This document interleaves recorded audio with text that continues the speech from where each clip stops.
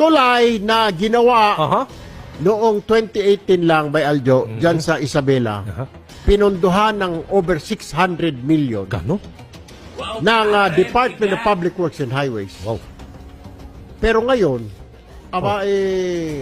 hindi pwedeng daanan ng 4 wheels. Bisikleta lang at 2 wheels motor.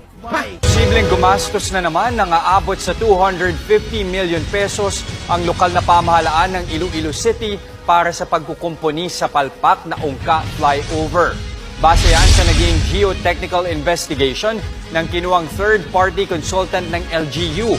Kakailanganin ng pondo para maayos sa mga lumulundong pundasyon ng flyover.